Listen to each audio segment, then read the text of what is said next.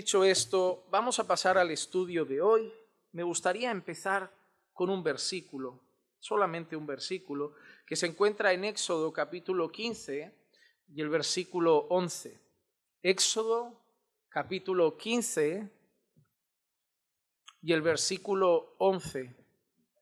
Y dice así la palabra del Señor: ¿Quién como tú entre los dioses, oh Señor? ¿Quién como tú, majestuoso en santidad, temible en las alabanzas, haciendo maravillas?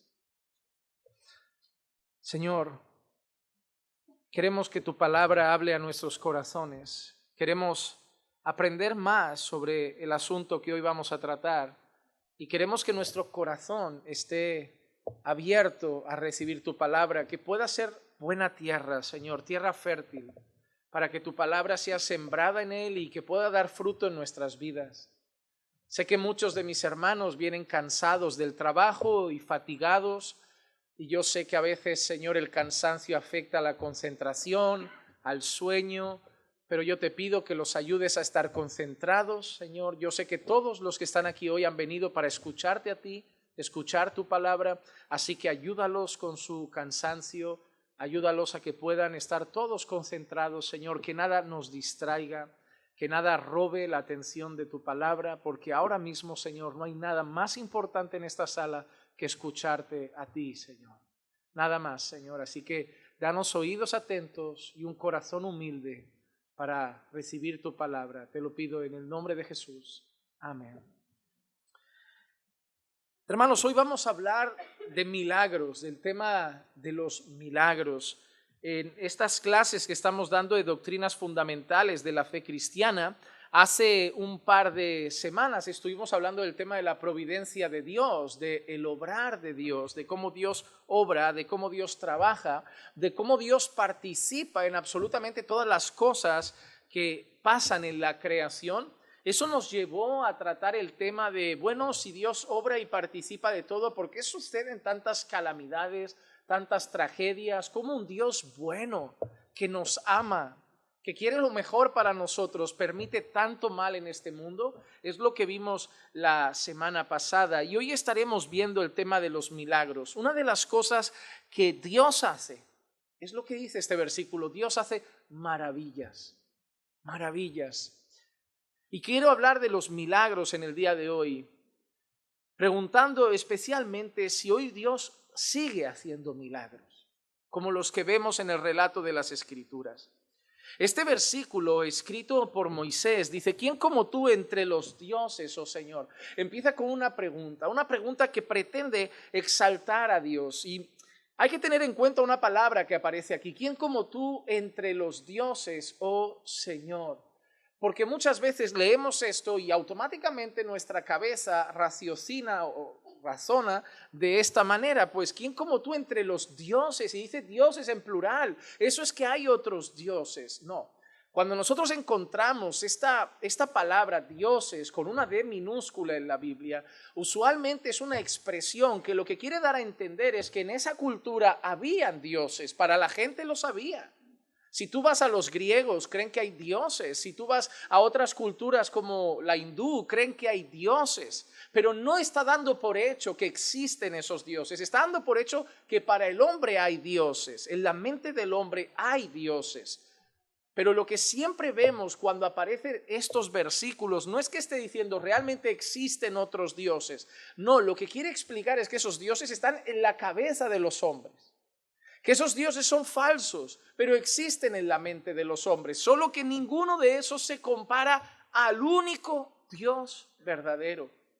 Y siempre acaba exaltando a Dios por encima de todos. Es más, en las culturas orientales antiguas, a los reyes de las naciones se les consideraba muchas veces dioses. Ellos mismos se consideraban deidades. Si tú estudias culturas antiguas, te darás cuenta que sus máximos representantes o sus reyes se presentaban como dioses. Se les rendía culto, se les daba ofrenda, se les cantaba, se les presentaba adoración y alabanza, porque ellos se consideraban deidades. Tienes el ejemplo de Nabucodonosor. Para Nabucodonosor él no era un simple hombre, él quería que los instrumentos tocaran y la gente se postrara en adoración a una estatua de sí mismo. Él se consideraba un ser que nadie podría quebrar, que nadie podría vencer, que nadie podría destruir, que nadie podría frenar. Y obviamente Dios lo puso en su lugar. Dios es especialista en ponernos en su lugar. A mí es algo que me agrada, que Dios es especialista en ponernos en nuestro lugar. Y cuando pienso en esto, no pienso en la gente que me hace algo en plan, Dios los va a poner en su lugar. Pienso en mí. A mí Dios ya me ha puesto en mi lugar y lo va a seguir haciendo, porque seguramente en más de una ocasión voy a batallar con mi corazón, yo voy a perder, pero Dios va a ganar y Dios me va a poner en su lugar, como lo hizo con Nabucodonosor y como lo ha hecho con muchos otros. Pero mira qué dice de Dios: ¿quién como tú, majestuoso en santidad, temible en alabanzas, haciendo maravillas? Hermanos, tenemos un Dios que hace maravillas. Tenemos un Dios que hace milagros.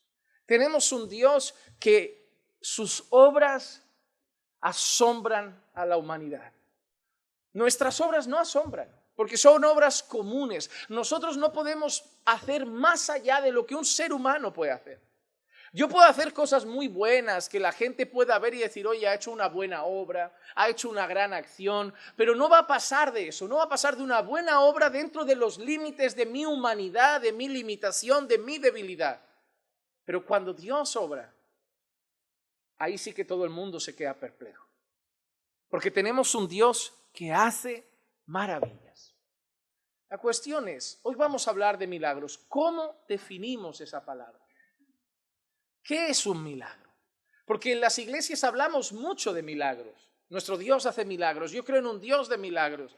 En mi iglesia pasan milagros. Ahora, la pregunta es, ¿qué es un milagro? Porque yo creo que entre los creyentes, entre los evangélicos, muchas veces tenemos problemas en el sentido de que hablamos de cosas que no sabemos definir. Ayer yo estaba compartiendo un devocional en las redes con un grupo de hermanos y hacía una pregunta: ¿creen en el libre albedrío? Y habían respuestas: sí, no, sí, no, sí, no, sí, no. Ganó el sí al final, pero la cuestión es, ¿qué es el libre albedrío? Porque a mí cuando me preguntan, ¿crees en el libre albedrío? Yo siempre pregunto a la persona que me lo pregunta, ¿qué es para ti el libre albedrío?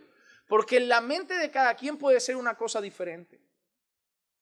Por ejemplo, si me estás diciendo que si yo creo en el libre albedrío, en el sentido que yo tengo una capacidad de decidir de si hoy me he querido poner esta camisa verde, de si hoy he querido merendar con mi mujer un café con leche, o si he querido, no sé, esta noche cenar algo que me apetezca y hacerme una tortilla, sí, tengo libertad, no soy un robot, no soy una marioneta, en ese sentido tengo libertad.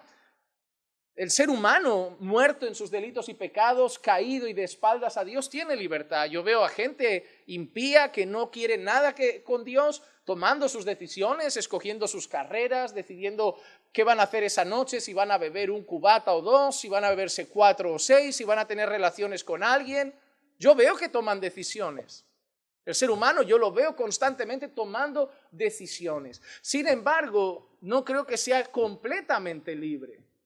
En el sentido de que a la luz de las Escrituras, la Biblia me enseña que están muertos en delitos y pecados, que son esclavos de su pecado, que no pueden buscar a Dios, que nunca van a elegir a Dios, que nunca van a creer en Dios, que nunca van a amar a Dios, a no ser. Entonces, hermanos, hay una cosa importante. El ser humano tiene una libertad condicionada a su condición.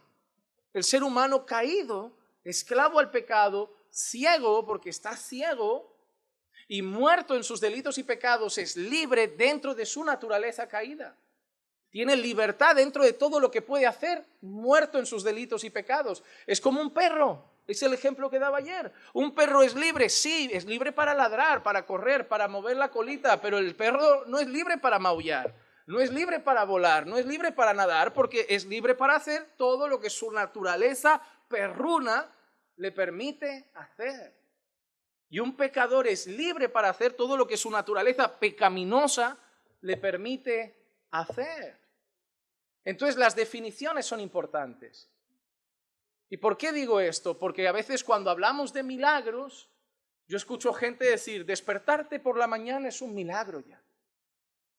No, porque despertarte por la mañana te despiertas tú, mi primo, el vecino, todo el mundo se despierta. ¿Qué tiene extraordinario eso? Pero nos gusta porque suena romántico. Respirar es un milagro. El nacimiento de un bebé es un milagro. No, un milagro es que una mujer estéril dé a luz un bebé. Bebés nacen todos los días. Eso es algo ordinario, normal, usual, común, coloquial. No es un milagro. En la Biblia nadie llamaba milagro cuando nacía un bebé. Llamaban milagro cuando una mujer estéril daba a luz, cuando una mujer que llevaba años enferma y sangrando era curada milagrosamente, no cuando uno se curaba de una gripe coloquial. Pero cuando los médicos habían desahuciado a alguien y de golpe era curado milagrosamente, eso era un milagro. Tenemos que aprender a definir las cosas. Yo quiero traer 3 ideas sobre qué es un milagro. La primera es de el pastor Phil Johnson, que dice: los milagros son la obra extraordinaria de Dios que implica su intervención inmediata e inequívoca en el ámbito físico de una manera que contraviene los procesos naturales. Cuando algo supera lo que podemos llamar procesos naturales, lo llamamos un milagro. Que se convierta el agua en vino es un milagro. Que una persona ande sobre las aguas es un milagro. Porque las leyes nos dicen que eso no es posible, pero es un milagro. Que un hombre ore y se paralice la lluvia durante 3 años, eso es un milagro.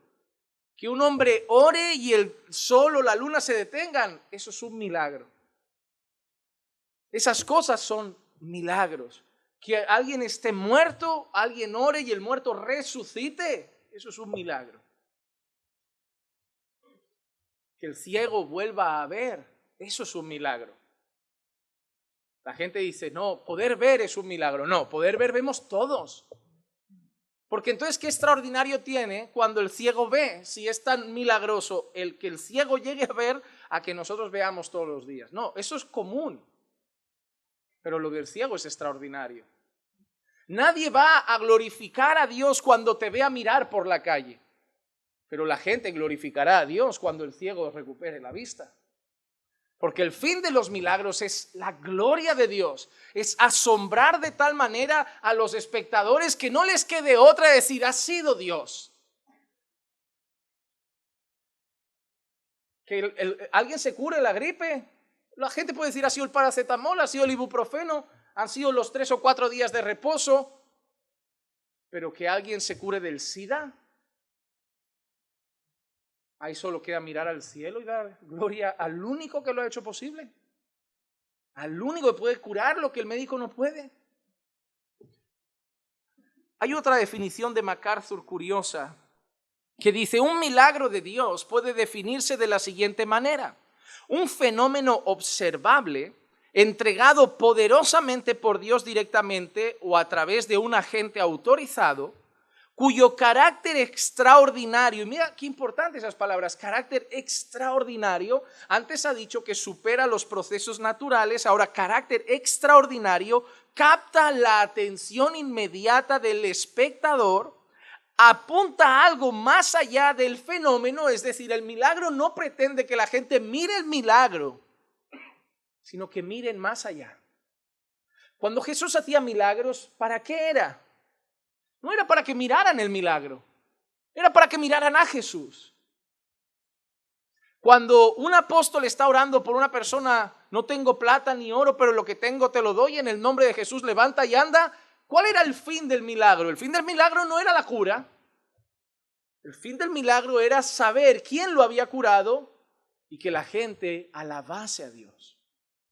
El milagro busca algo más allá. Apunta a algo más allá del fenómeno y es una obra distintiva cuya fuente no puede atribuirse a nadie más que a Dios. No es un milagro cuando lo puede hacer un hombre. No es un milagro, no puedo llamar un milagro a que una cirugía de apendicitis salga bien, porque puede haber sido la destreza del médico, los años de experiencia, la sabiduría que Dios le ha concedido al doctor y al cirujano. Ok, fue muy bien, pero tenemos que saber diferenciar entre lo que es una bendición, lo que es el favor de Dios, a un milagro. Porque muchas veces llamamos al favor de Dios milagro, pero no es lo mismo. Despertarme es gracia de Dios. Respirar es gracia de Dios. Poder ver es un regalo del Señor. Poder tener piernas y caminar cuando otros tristemente no, es un milagro no, es un regalo de Dios, perdón, pero que el paralítico se levante, eso es un milagro. Que el ciego vea, eso es un milagro. Que el mudo de repente pueda cantar alabanzas, eso es un milagro. Que a mí Dios me haya dado voz para alabarle, es gracia, es un regalo, es una bendición, pero que el mudo hable es un milagro. Nadie se asombra por verte a ti cada día aquí mirando el estudio. Nosotros tenemos, por ejemplo, la hermana Rosario, que a veces viene con José Luis, que es invidente. Aquí nadie se asombra porque todos me estáis mirando ahora, pero si de golpe José Luis se levanta y dice, ¿estoy viendo al pastor? Aquí entramos todos en frenesí dando la gloria a Dios, porque lo nuestro es común. Lo de José Luis nos dejaría a todos sorprendidos. Y te das cuenta una cosa, cuando José Luis se levantase y dijese, estoy viendo al pastor, va con una camisa verde. Hermanos, ni nos acordaríamos de José Luis. Al momento estaríamos mirando a Dios, cantándole alabanzas, dándole la gloria. José Luis pasaría a un segundo plano. ¿Te has dado cuenta? El ciego pasa inadvertido. Porque el milagro tiene la idea de que miremos más allá de lo que ha sucedido, de que miremos a Dios y le demos la gloria. Hermano, déjame decirte una cosa, Dios ama ser aplaudido. Es el único que puede hacer eso sin ser egocéntrico. Es el único que puede hacer eso sin ser soberbio, porque Él lo merece. El ser humano busca la alabanza de los hombres cuando es un pecador. Dios es digno de alabanza. Esa es la diferencia. Dios parece soberbio, quiere que todo le dé la gloria. No, es que es digno. Tú y yo no, tú y yo somos soberbios, porque siendo débiles, pecadores, fallos y falibles como todos, queremos el aplauso y la admiración de los hombres. Nosotros no la merecemos, pero Él es digno. Él es digno. Y termino con una definición más extensa del doctor R.C. Sproul, que dijo, y así entenderán algún comentario que he hecho hasta ahora. Ahora, algunas personas dicen que cualquier respuesta a la oración, cualquier operación divina que continúe en este mundo hoy en día es un milagro. Otros argumentan que cualquier obra sobrenatural como la regeneración del alma humana es un milagro. Y algunas personas incluso van tan lejos como para poder decir que cualquier cosa increíble o fascinante como el nacimiento de un bebé es un milagro. Pero en términos técnicos estrictos de definición, los bebés nacen todos los días. No hay nada extraordinario. Puede haber algo maravilloso y hermoso sobre el nacimiento de un niño, pero es bastante ordinario. Es hermoso el proceso del crecimiento del embrión, el desarrollo, el llegar, pero es algo que pasa todos los días a ti, a tu prima, a tu abuela, tu madre ha tenido 12. Se celebra, sí, es una bendición, herencia del Señor son los hijos, pero lo tienes tú, lo tiene el impío, salen niños a la calle constantemente, maternidad está lleno, es algo común, se tienen hijos, es algo común. Pero mira qué dice, sucede todo el tiempo. No sé a cuántas oficinas de pastores he entrado y he visto el letrero en la pared, espera un milagro. Como si los milagros son algo que debemos esperar como un hecho cotidiano y habitual en nuestras vidas. Y si ese es el caso, entonces los milagros podrían llamarse ordinarios en lugar de extraordinarios. Y sin embargo, el significado de los milagros en la Escritura se encuentra en su carácter extraordinario, no en su carácter ordinario. El hecho de tener esa mentalidad, y eso ha pasado mucho en la iglesia evangélica hoy, el de espera tu milagro. Es más, yo he llegado a conocer iglesias que cada domingo el culto empieza, ¿quién ha venido a buscar su milagro? Y parece que si no hay milagros ese domingo no hubo culto. Ya Dios no puede sorprender a nadie porque parece que es lo que hace, lo hace cada día. Cada día vivimos milagros. Yo he escuchado sermones que son así, cada día vivimos milagros, cada día experimentamos milagros que pasan desapercibidos ante nuestros ojos. Los milagros no pasan desapercibidos. Cada vez que había un milagro en la Biblia, el mundo entero se inclinaba y se postraba. El problema son las definiciones. Ah, me dieron un trabajo. ¡Qué bendición! No, qué milagro. Ah, mira, mi hija se quedó embarazada. ¡Qué bendición! No, qué milagro. Milagro es que una hermana que es estéril, de golpe llega a la iglesia, hermanos, estoy embarazada. ¡Wow! ¿Y qué dicen los médicos? ¿No se lo explican? Están todos así, no hay explicación, no tiene lógica, no tiene sentido. Me habían dicho que estaba seca, que era estéril y estoy embarazada. Gloria a Dios, eso es un milagro. En su caso es un milagro. En su caso es un milagro. ¿Por qué? Porque es algo que solo Dios puede haber hecho posible, que supera los procesos naturales de su estado físico y que acaba sorprendiendo incluso a los impíos. Cuidado con no reducir los milagros, como dice Sproul, a cosas ordinarias. A cosas ordinarias. Los milagros, si los miramos en la Escritura, son hechos extraordinarios. Por eso muchas personas viven con la pregunta de ¿por qué hoy pasan menos milagros que...?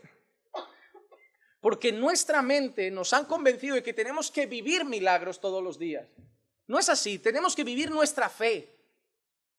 Y si Dios hace un milagro esporádicamente, gloria a Dios y nos sorprenderemos. Pero nos han metido en la cabeza que debemos vivir milagros constantemente. No, hermano, no vivimos milagros constantemente.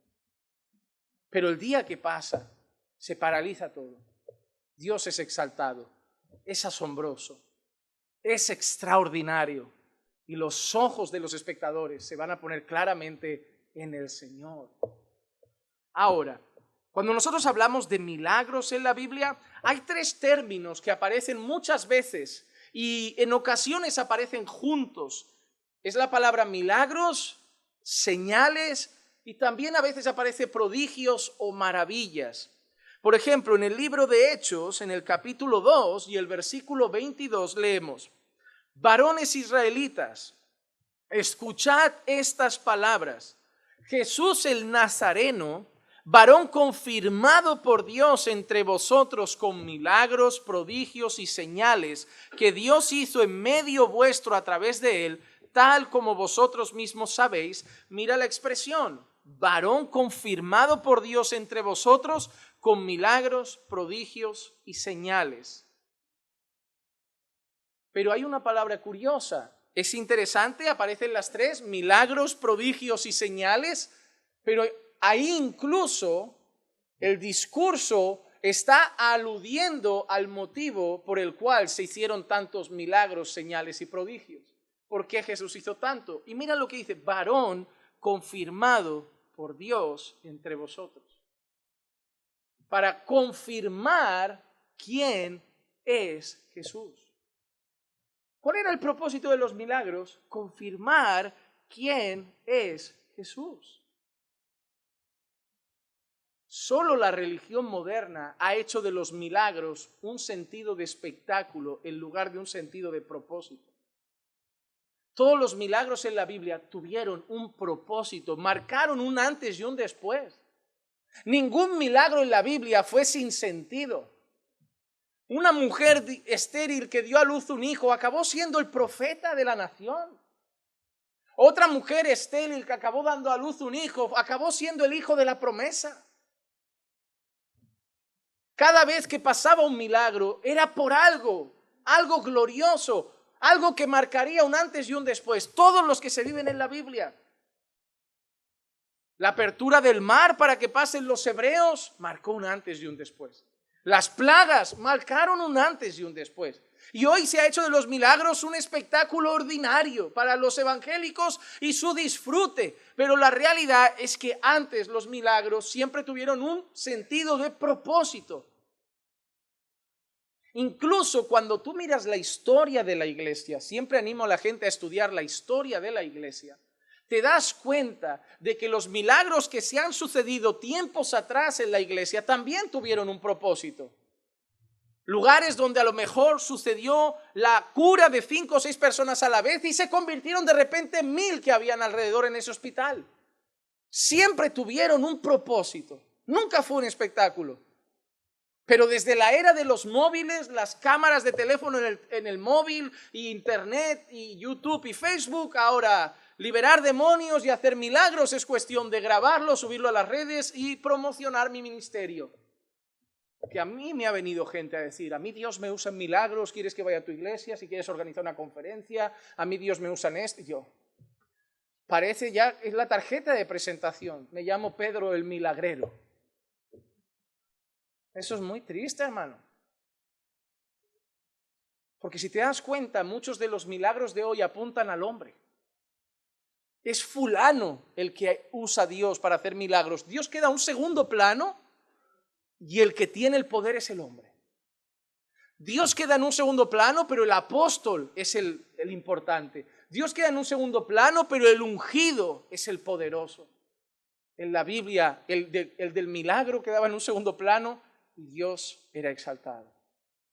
Qué casualidad que hoy le están dando la vuelta a las cosas, dándole al hombre el lugar de Dios y queriéndole dar a Dios el lugar del hombre. Curioso que en Génesis 3, una de las seducciones de Satanás a Eva fue, Dios sabe que serás como Dios. Y desde entonces el hombre ha querido lo mismo, tener el lugar de Dios.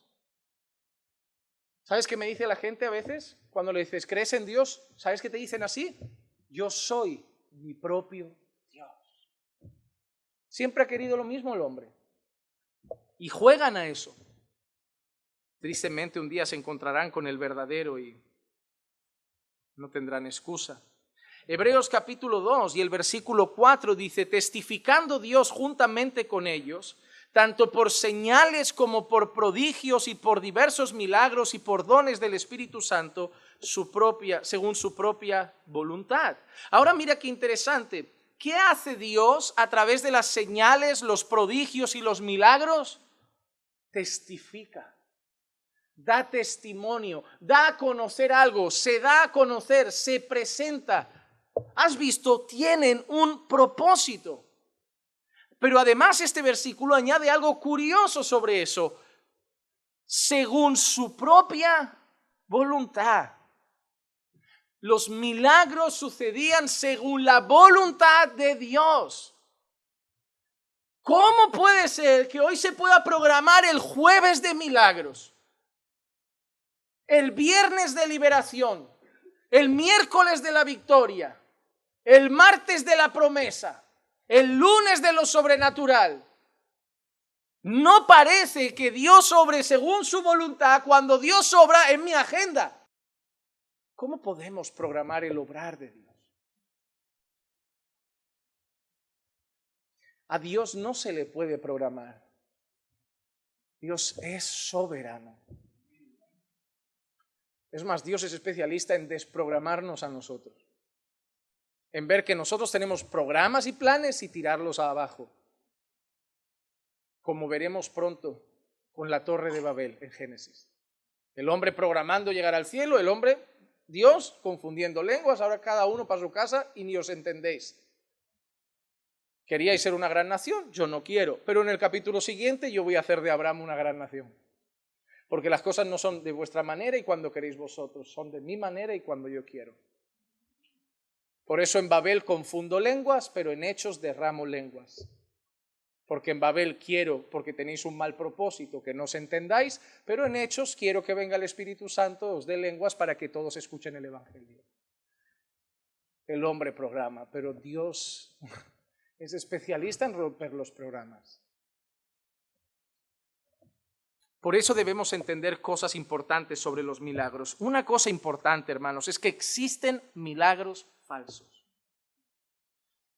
Y eso es una realidad. Éxodo capítulo 7, versículo 11 dice, entonces Faraón llamó también a los sabios y a los hechiceros y también ellos, los magos de Egipto, hicieron lo mismo con sus encantamientos.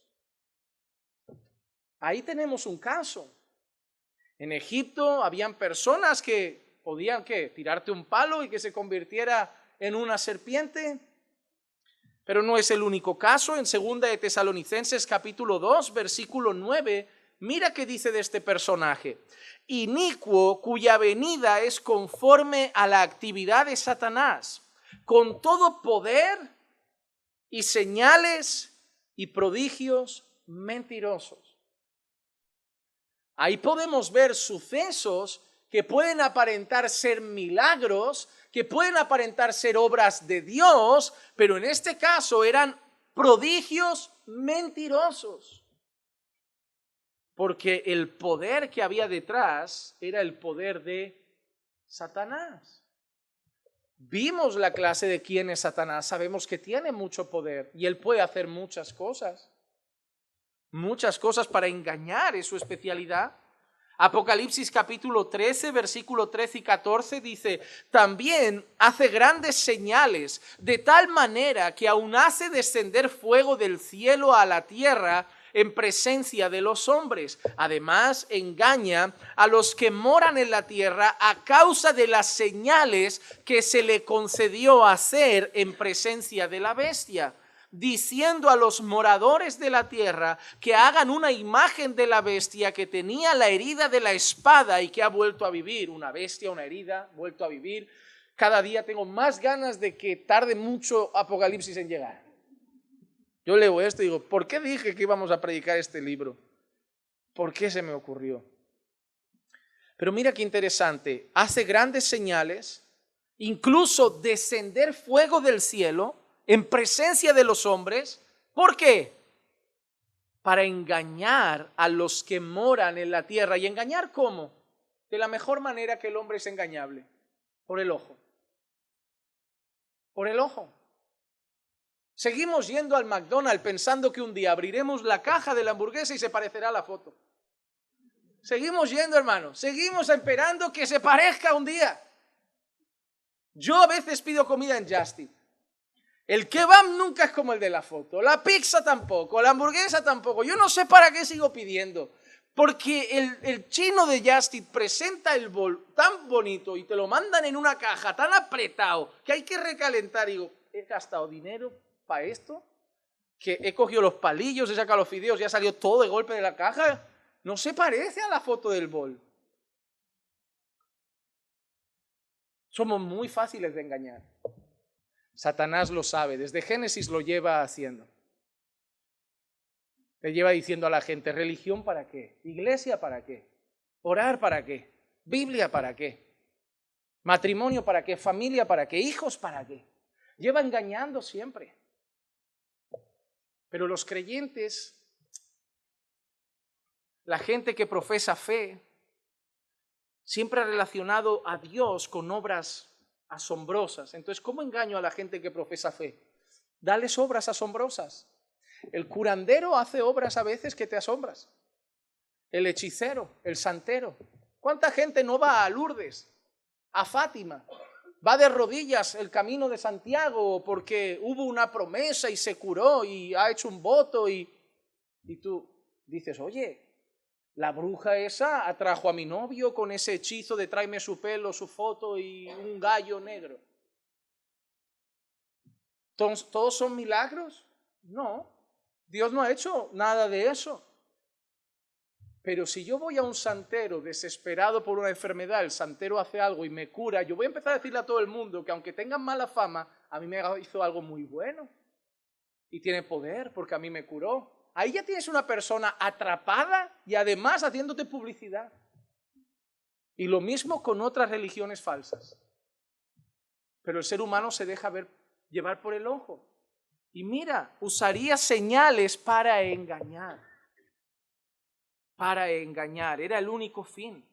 A pesar de que existen milagros falsos, falsos prodigios, Dios siempre ha mostrado superioridad ante ellos. Por ejemplo, cuando hemos visto lo de Egipto, Moisés y Aarón al final siempre quedaban por encima de los hechiceros de Egipto. O el profeta Elías quedó por encima de los profetas de Baal.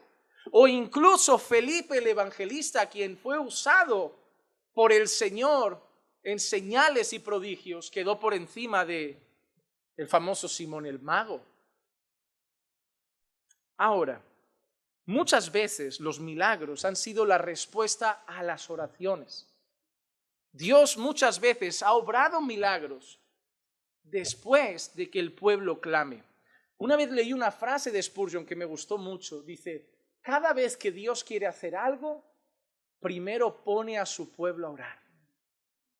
Y es interesante porque lo que él quería expresar es que Dios es el que hace la obra soberanamente, pero se complace tanto en responder amorosamente a la gente que Él mueve el corazón de su pueblo a que pida por eso, porque Él tiene el deseo de responderles. No simplemente hacerlos, no simplemente obrar, sino que tengan la dicha de ver una respuesta a sus oraciones de un Padre que los ama.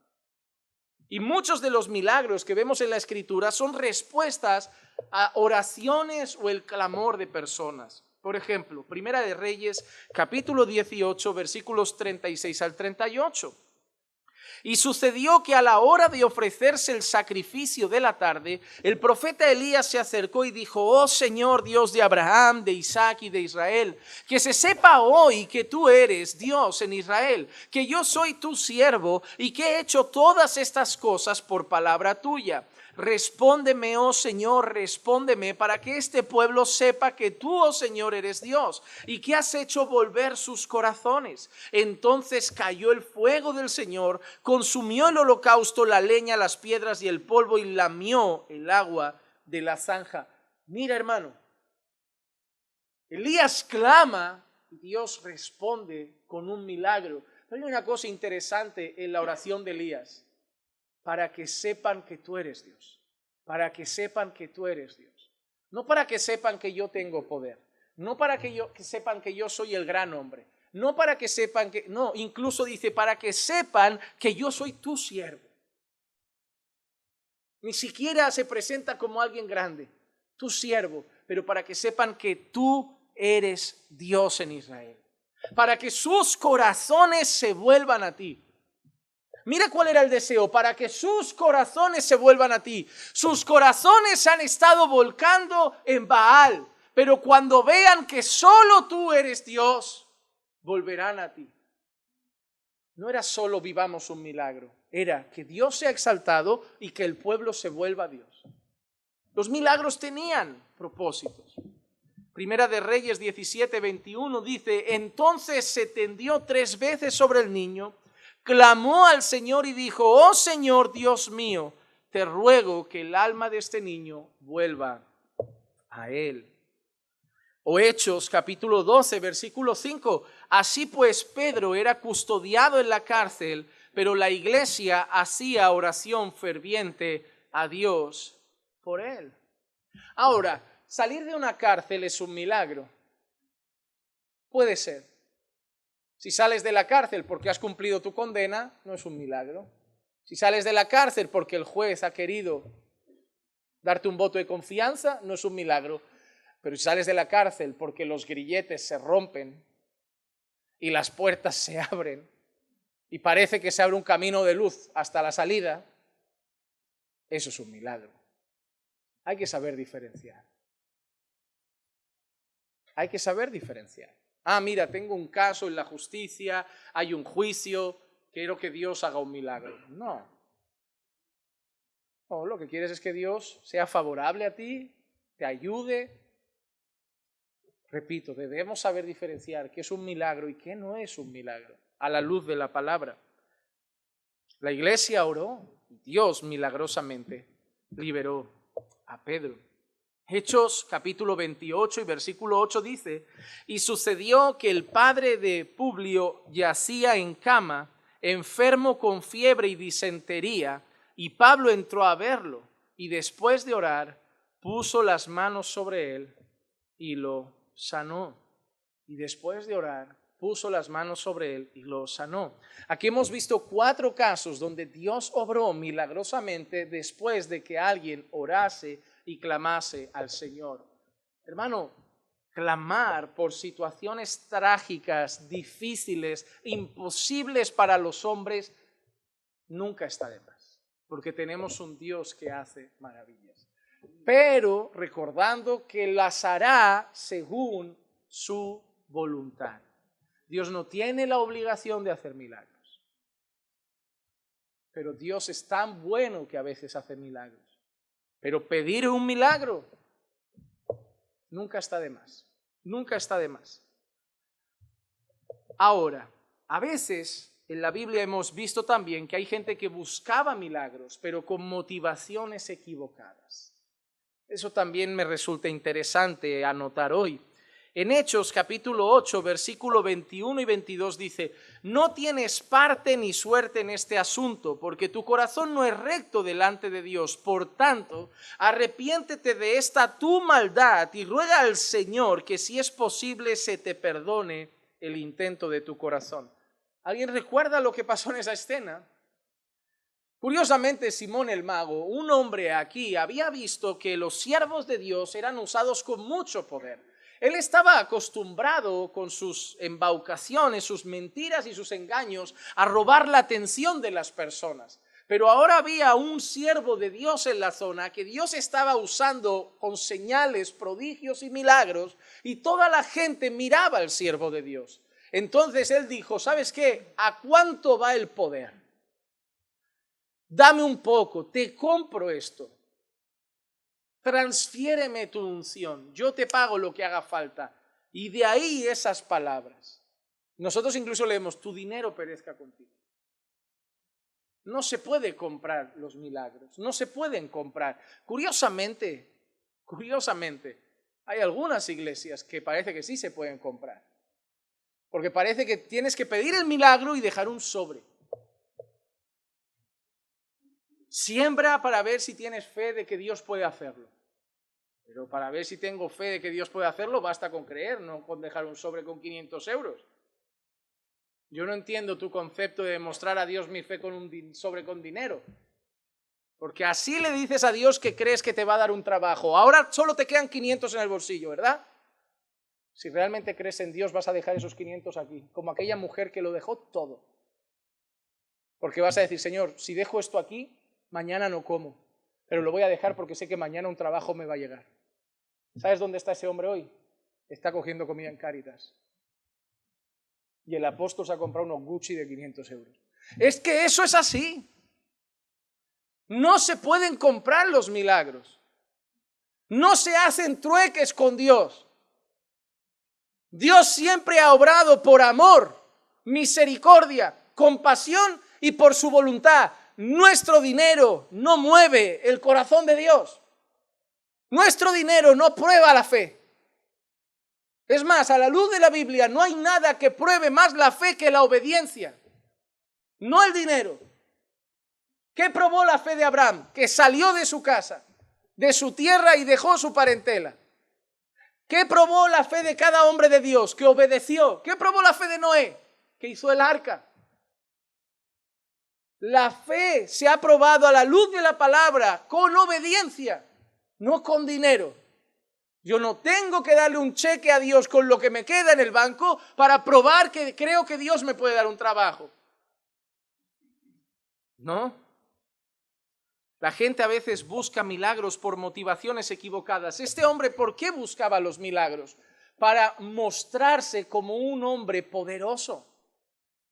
Hoy hay mucha gente en muchas iglesias que quiere exhibir milagros para ellos ser vistos. Si hay un milagro y tú eres el que la gente alaba, no vino de Dios. Porque cuando Dios hace un milagro, el alabado es el Señor. Cuando Dios hace un milagro, tú acabas escondido detrás de lo que ha pasado. De golpe la gente se olvidó de ti. Tú orabas, Dios obró y de golpe la gente no miró quién oró, miró lo que pasó y al Señor que lo hizo. Cuando los ojos son en ti, que tocas y se caen, que tocas y pasa, el gran ungido, el gran usado, hermano, tenemos un serio problema. Porque Dios no comparte su gloria con nadie. Uno de los mayores pecados que el hombre puede intentar cometer es robar la gloria de Dios. En Mateo capítulo 16, versículo 1, mira también qué interesante motivo equivocado por el cual podemos buscar milagros. Entonces los fariseos y los saduceos se acercaron a Jesús y para ponerle a prueba pidieron que les mostrara una señal del cielo. Pruébame que Dios te usa. Yo he escuchado, yo recibí una vez un mensaje. Había hecho un vídeo de un falso apóstol y uno de sus seguidores me contestó: tu problema es que a ti Dios no te usa en milagros. Pruébame que realmente eres un siervo de Dios, porque la Biblia dice que esas señales seguirán a los que creen. Entonces pruébamelo. Haz un milagro y sabremos que realmente eres un siervo de Dios y no un charlatán. Hay gente que tiene esa manera de pensar. Lo peor es que ellos tienen al charlatán y no al siervo de Dios. Pero el charlatán, obviamente, como Simón el mago, sabe embaucar. Es triste que hoy gente siga a los charlatanes, porque hasta hoy los falsos milagros, los falsos prodigios, para la gente son suficientes para estar en un lugar. Yo he visto a personas en malas iglesias, sectas, lugares donde hay mucha herejía diciendo, pero aquí Dios hace cosas. Nunca te dicen lo que se predica, te dicen lo que ven y lo que pasa. No, hermano, donde no está la verdad, aunque vea al ciego, se levante el cojo, donde no está la verdad no está Dios. Donde no está la verdad no está Dios. Pase lo que pase. Porque si tú me dices que esa iglesia es válida y ese hombre es válido porque Dios lo usa en cosas, la bruja es válida, el santero es válido, el chamán es válido, porque mi abuela fue tuerta y con un huevo y tal la sanó. Pero ¿por qué ese no es válido? Porque es un chamán y no un pastor. No, él dice que es un pastor. ¿Qué pasa? Que hoy me pongo la etiqueta de pastor y ya me valida. Hoy pongo la etiqueta de iglesia y ya me valida en vez de centro de macumba. No, donde no está la verdad no está Dios. Pase lo que pase ahí dentro. No hay mejor manera de cautivar gente en iglesias satánicas, en sectas, en falsas religiones, que con cosas que pasan. El desespero de la gente por una ayuda sobrenatural les lleva a acabar en las redes de muchas sectas y falsas religiones. Satanás sabe obrar para engañar. Si te tiene que dar dinero, te lo da. Si te tiene que dar trabajo para que dejes de buscar a Dios y congregar, es capaz de darte el mejor de los trabajos. Mira, todo lo que no tenga la verdad de la palabra y todo lo que te aparte de pasar más tiempo con Dios, nunca vendrá de Dios, aunque parezca un milagro. Nunca. Nunca. Porque todo lo que Dios hace es para fijarnos más en Él. ¿Cuál es la palabra que viene de Dios? No la que sales de aquí fijándote más en ti. La que sales de aquí fijándote más en Dios. ¿Cuál es la iglesia que viene de Dios? No la que te hace centrarte más en ti, la que te hace centrarte más en Dios. ¿Cuál es la alabanza que viene de Dios? No la que hace que tú te sientas mejor, la que hace que mires más a Dios. El fin de Dios es que lo miren a Él. Y todo lo que Dios hace, todo lo que es predicado que realmente viene de Dios, todo lo que es cantado que viene de Dios, va a elevar nuestros ojos a los montes. ¿De dónde vendrá nuestro socorro? Del Señor que hizo los cielos y la tierra. Ese es el fin de Dios, puestos los ojos en Jesús, el autor y consumador de la fe. Poned los ojos en las cosas de arriba, no en las de la tierra. El fin de todo lo que Dios hace es que levantes la mirada al cielo y lo mires a Él. Porque el fin del hombre es mirarse a sí mismo. Ahora, ¿para qué sirvieron muchos de los milagros? Hemos dicho ya un motivo: para atestiguar a Jesús el Cristo. En Juan 3:2, este vino a Jesús de noche y le dijo: mira qué curiosas palabras de Nicodemo. Rabí, sabemos que has venido de Dios como maestro, porque nadie puede hacer las señales que tú haces si Dios no está con él. Esas cosas que sucedían le decían a las personas: viene de Dios. Viene de Dios. Juan capítulo 2, versículo 11 dice: este principio de sus señales hizo Jesús en Caná de Galilea, convertir el agua en vino, y manifestó su gloria. Y mira qué curioso, y sus discípulos, ¿cómo? No, lo seguían, pero en ese momento pusieron su fe en él. Estaban con él, pero posiblemente se hacían varias preguntas. Pero cuando vieron eso, no les quedó una duda más y ya pusieron su fe en él. Por eso hubo un incremento de milagros con la llegada de Jesús. En Lucas capítulo 4, versículos 40 y 41 leemos: al ponerse el sol, todos los que tenían enfermos de diversas enfermedades se los llevaban a él, y poniendo él las manos sobre cada uno de ellos, los sanaba. También de muchos salían demonios, gritando y diciendo: tú eres el Hijo de Dios. Pero reprendiéndolos, no les permitía hablar porque sabían que él era el Cristo. No hay un registro mayor de milagros que en los evangelios. No hay un registro mayor que en los evangelios. ¿Por qué? Porque nunca hay un registro mayor de milagros que en la venida de Cristo, en la primera venida, en la encarnación del Hijo de Dios. Para que todos los ojos se pusieran en él, para que supieran que él es el Cristo, el ungido, el Hijo de Dios, Dios mismo. Hay personas que preguntan: ¿por qué no vivimos tantos milagros como entonces? Hermano, nunca se vivieron tantos milagros como entonces. Mira la época de Moisés. Déjame hacerte una pregunta. De todos los años que vivió Moisés, que no fueron 50, ¿cuántos milagros registras en Moisés?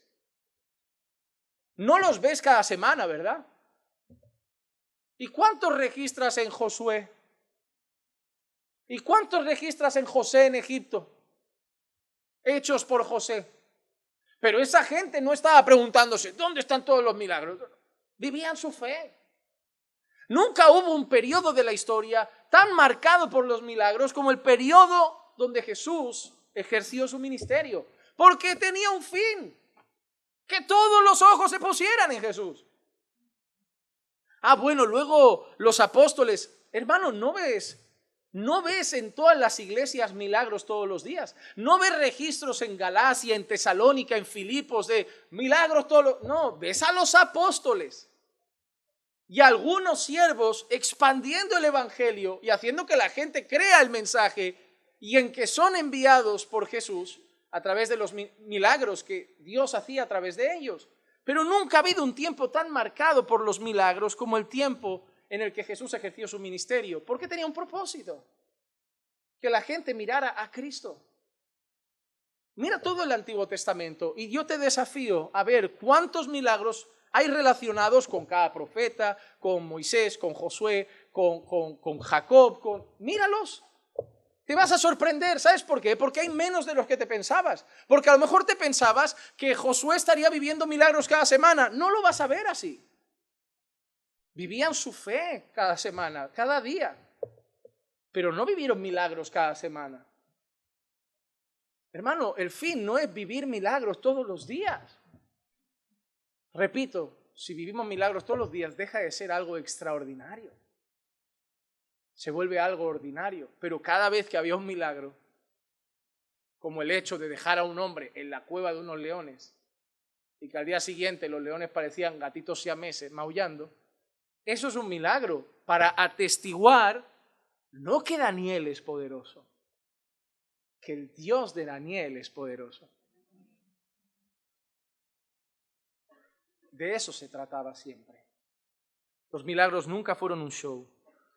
Fueron el propósito a través del cual Dios era exaltado.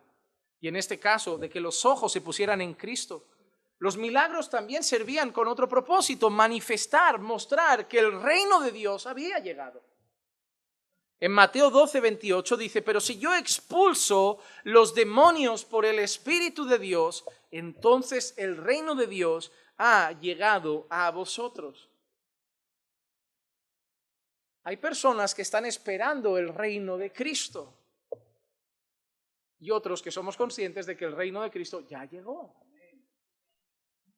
Por eso vemos salvación, gente siendo libre de sus prisiones y cadenas, gente siendo alcanzada por el evangelio de todas las naciones. El reino de Cristo ha llegado, el reino de Dios ha llegado y se está expandiendo a los confines de la tierra.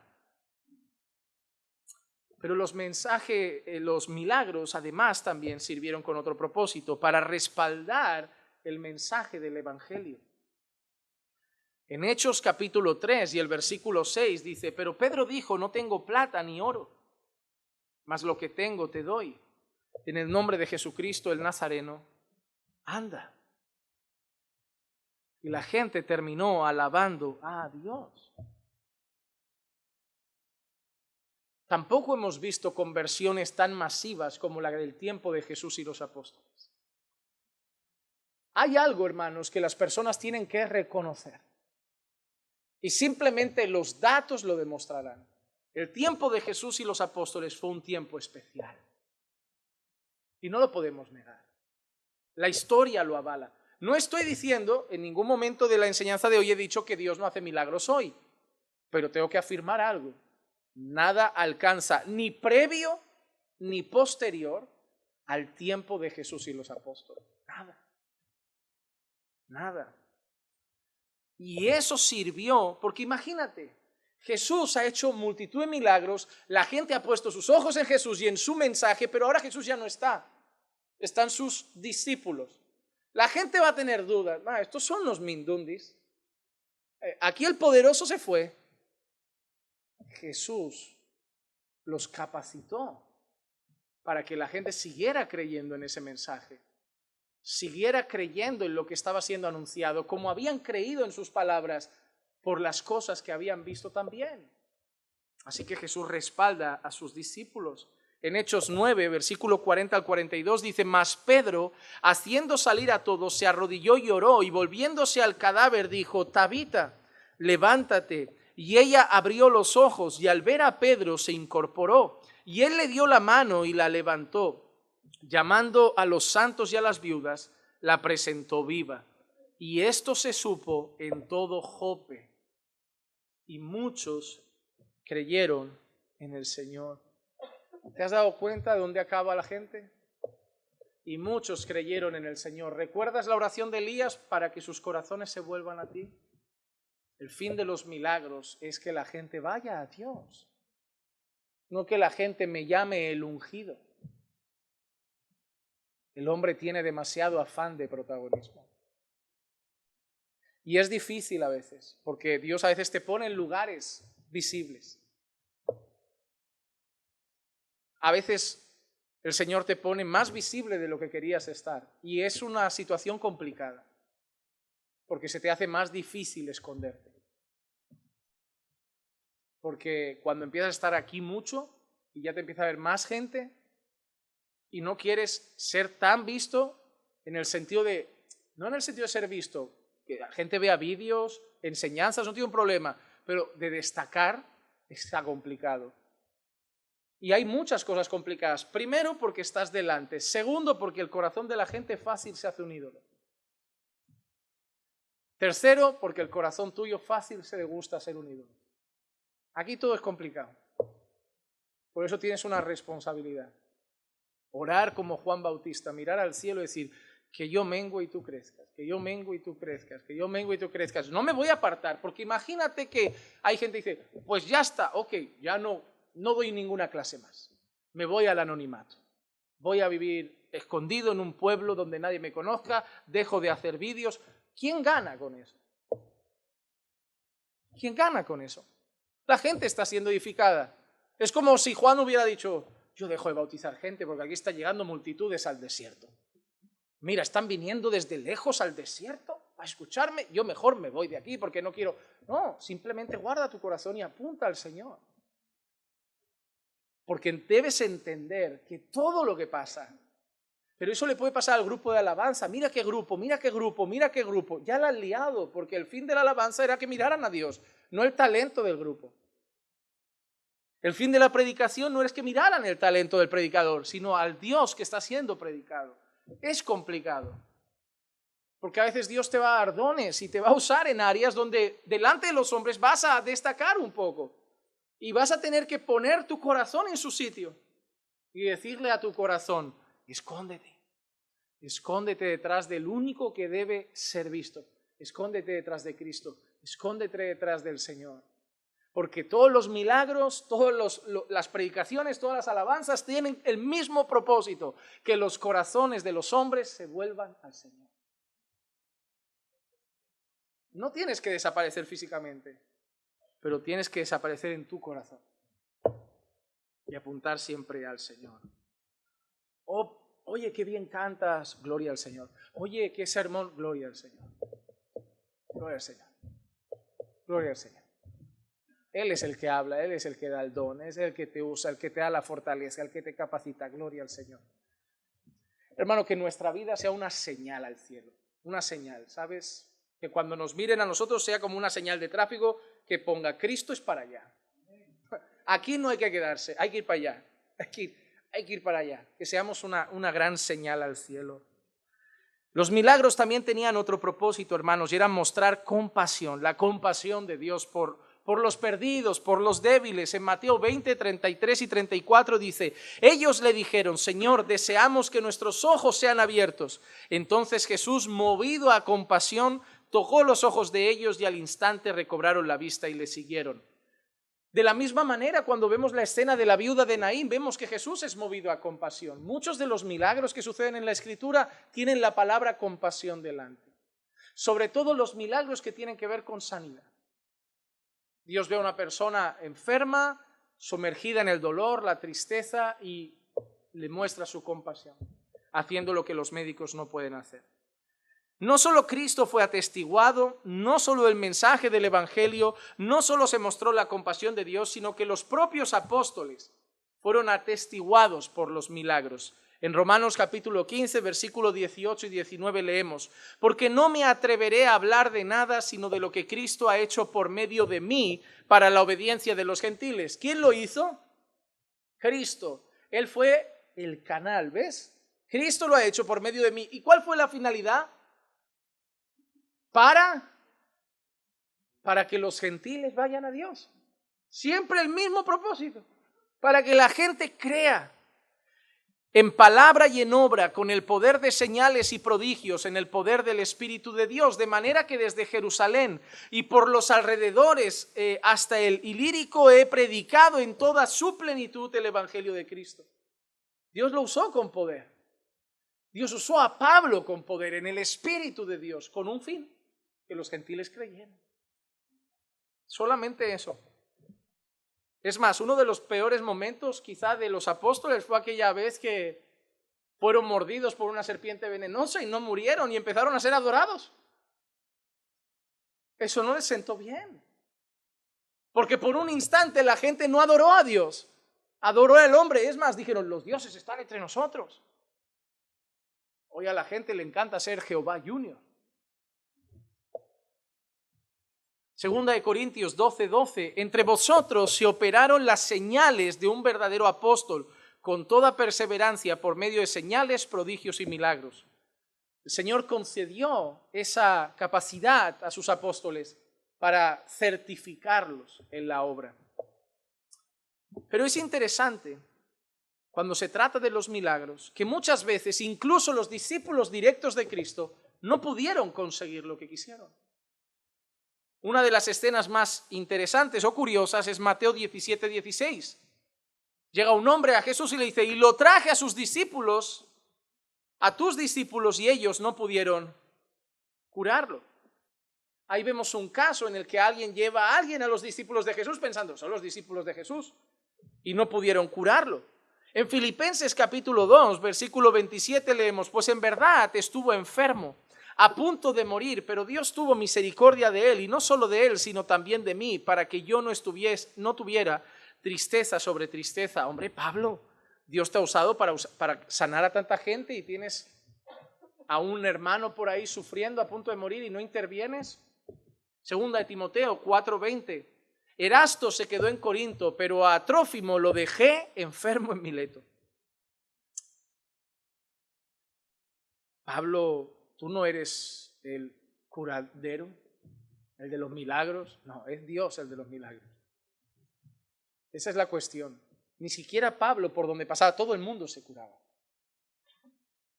Eran momentos precisos con el fin de que la gente creyera. Pero mira qué interesante. Vemos como incrédulos veían milagros y creían el evangelio. Pero aquí vemos a un siervo de Dios enfermo y no es curado. Él ya ha creído el evangelio. Él ya lo ha creído. Lo máximo que le puede pasar es que se vaya con el Señor. Él tiene la enfermedad con esperanza. Él no sufre como el impío. Para él la enfermedad no es lo mismo, porque él tiene al final un gozo. Para mí el vivir es Cristo, el morir es ganancia. Mira qué curioso que había más milagros entre incrédulos que entre los creyentes. Porque el fin de los milagros era que miraran a Dios, que el poder de Dios fuera manifestado en medio de otros pueblos. Por eso Dios hizo plagas en Egipto, para que el pueblo de Egipto se asombrara del Dios de los hebreos. Por eso Dios hacía tantas cosas entre los incrédulos, para que creyeran en el evangelio. Por eso creo a veces que sería incluso más asombroso si en lugar de curarse la hermana enferma en el culto de milagros, se curara un niño con leucemia en el oncológico. Porque no creen. Y quizá acabarían creyendo. Hoy somos los creyentes los que buscamos más milagros, cuando nosotros deberíamos orar quizá también para que el Señor obre en medio de los incrédulos y que sepan que Dios está aquí. Porque nosotros ya lo sabemos. Haga el milagro o no, yo tengo fe. Haga el milagro o no, yo creo el evangelio. Imagínate que desahucian los médicos a mi madre. Le pase o no a mi madre lo que sea, yo creo el evangelio. Pero si una vez desahuciada Dios hiciera un milagro, igual ella cree el evangelio. Aunque debemos recordar que la fe no viene por los milagros. La fe viene por el oír y el oír de la palabra de Dios. Pero no podemos negar que muchos milagros respaldaron el mensaje para que la gente pudiera creer que Dios estaba ahí, porque solo Dios podía haber hecho eso. Aunque los médicos hoy prefieren llamarlo suerte, algo inexplicable, hay que estudiarlo. Le cuesta a un médico decir es un milagro. Lo tienen en la cara, los informes lo demuestran y te dicen, bueno, hay cosas a veces que pasan que no se pueden. Llámalo por su nombre, se llama milagro. Es Dios, pero les cuesta. Porque yo no sé qué tienen en la cabeza de pensar que es que si reconozco que ha sido un milagro, la ciencia queda anulada. No, no queda anulada. El milagro es precisamente cuando el límite de la ciencia llega y Dios hace algo. Se puede ser médico y creyente. Tenemos a Lucas en las Escrituras. Los discípulos de Cristo experimentaron milagros. En Lucas 10:1 leemos, después de esto el Señor designó a otros 70 y los envió de 2 en 2 delante de él a toda ciudad y lugar a donde él había de ir. Estos no son los apóstoles, ¿te has dado cuenta? Son 70. Son también discípulos muy cercanos de Jesús, un grupo de 70. En el versículo 8 y 9 dice, en cualquier ciudad donde entréis y os reciban, comed lo que os sirvan, sanad a los enfermos que haya en ella y decidles, se ha acercado a vosotros el reino de Dios. Nuevamente, ¿cuál era el fin? Sanad a los enfermos y decirles, yo soy Juan, los martes hago milagros. No. Decirles, el reino de Dios se ha acercado. Yo solo soy un emisario. Yo solo soy un mensajero. Mateo capítulo 10, versículo 8 dice, sanad enfermos, resucitad muertos, limpiad leprosos, expulsad demonios. De gracia recibisteis, dad de gracia. Hechos capítulo 6, versículo 8 dice, y Esteban, lleno de gracia y de poder, hacía grandes prodigios y señales entre el pueblo, no el nuestro, al que apedrearon. El nuestro todavía no está ahí, intacto. O en Hechos capítulo 8, versículo 6 dice, y las multitudes unánimes prestaban atención a lo que Felipe decía al oír y ver las señales que hacía. ¿Por qué prestaban atención a lo que Felipe decía? Al oír y ver lo que pasaba. Vieron los milagros y les dio la curiosidad de decir, ¿quién es este? Y escuchaban lo que decía. ¿Cuál era el propósito? El evangelio, que los incrédulos fueran alcanzados, que ellos llegasen a la fe. Nunca fue que los hombres aparecieran. Haced esto, esto, esto, y entonces decid, el reino de Dios ha llegado. Te voy a usar, Felipe, con estas señales para que te escuchen predicando el evangelio. No tengo oro ni tengo plata, pero lo que tengo te lo doy. En el nombre de Jesús, levanta y anda. Y ahora a creer en él. Era el fin. Era el fin. Sin embargo, nosotros debemos entender una cosa. Quiero exponer un escrito de Jim Elliff que dice, mi llamado es para que descanses en la voluntad soberana de Dios y pongas más énfasis en desarrollar la disciplina en tu vida, aprender y practicar la palabra de Dios, volverte más sano en palabra y espíritu, más santo, en palabra y espíritu, proclamar el evangelio y hacer buenas obras, en lugar de enamorarse de la búsqueda de señales visibles. Hay gente que pasa más tiempo queriendo encontrar milagros que queriendo obedecer a Dios y hacer su voluntad. Tenga cuidado con seguir a aquellos que pueden activar milagros a las 7 de la tarde durante una determinada reunión. Ora y confía en todo tiempo, pero no te dejes absorber por la codicia de señales milagrosas como la generación malvada y adúltera de la que habló Cristo. Esta generación malvada demanda señal, dijo el Señor. Y hay gente igual, viven en desobediencia, viven en pecado, no oran, no predican el evangelio, pero quieren que Dios en sus cultos haga milagros. Parece esa generación perversa que sigue pidiendo a Dios señales constantemente. Será un viaje ilusorio que muchas veces os decepcionará.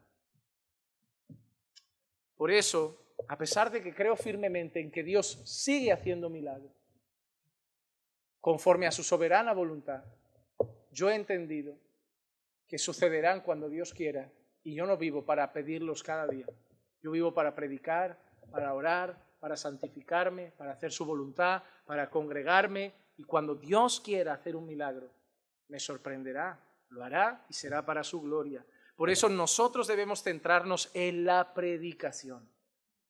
1 Corintios 1, 22 y 23, porque en verdad los judíos piden señales y los griegos buscan sabiduría, pero nosotros predicamos a Cristo crucificado, piedra de tropiezo para los judíos y necedad para los gentiles. La gente quiere ver, otros quieren sabiduría, nosotros queremos predicar el evangelio, porque al final la fe viene por el oír y el oír de la palabra de Dios. Concluyo con la frase de Tom Wells. Los hombres pueden ver los milagros más grandes y perderse la gloria de Dios. ¿Qué generación fue alguna vez favorecida con milagros como lo fue la generación de Jesús? Sin embargo, esa generación crucificó al Hijo de Dios. Vieron el pan y los peces multiplicarse, supieron que andó sobre las aguas, vieron los leprosos curarse, al ciego ver, al cojo andar, a Lázaro resucitar y al final igualmente dijeron, crucifícalo. Porque no viene la fe por ver milagros, la fe viene por el oír y el oír de la palabra de Dios. Vive tu fe como un creyente y deja que cuando Dios quiera hacer un milagro, lo haga. No vivas esperando lo que Dios no te ha prometido que va a hacer mañana. Vive la fe que Dios te ha pedido que vivas hoy.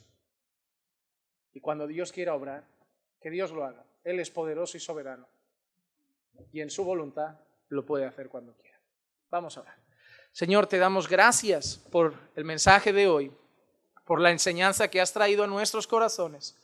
Y te pido, Señor, que nos hagas encontrar el equilibrio y la sabiduría para poder vivir sabiendo que eres un Dios que hace milagros, pero vivir nuestra vida diaria, nuestra fe diaria, mirando tu palabra, orando todos los días, creciendo en santidad, haciendo buenas obras, congregando con regularidad, predicando el evangelio, haciendo discípulos. Y si tú quieres hacer milagros, nos asombraremos, los celebraremos, te alabaremos y creemos que lo harás para que los incrédulos crean y te den la gloria. Pero si no hicieras más milagros entre nosotros, no importa, Señor, porque no creemos en ti por tus milagros. Creemos en ti porque eres digno de nuestra vida y alabanza. Así que ayúdanos a vivir una fe centrada en el Evangelio y no en el deseo simplemente de milagros que al final muchas veces son para satisfacer nuestras necesidades egoístas. Que te demos la gloria, hagas lo que hagas, aunque la higuera no florezca, aunque no haya alimento en el campo, aunque no haya animales en el granero, con todo nos alegraremos en ti, en el Dios de nuestra salvación. Porque no te adoramos por lo que nos has dado o nos das, te adoramos por quien eres y te adoramos por Cristo nuestro Señor. Y en su nombre oramos, en el nombre de Jesús. Amén, amén y amén. Estamos bendecidos.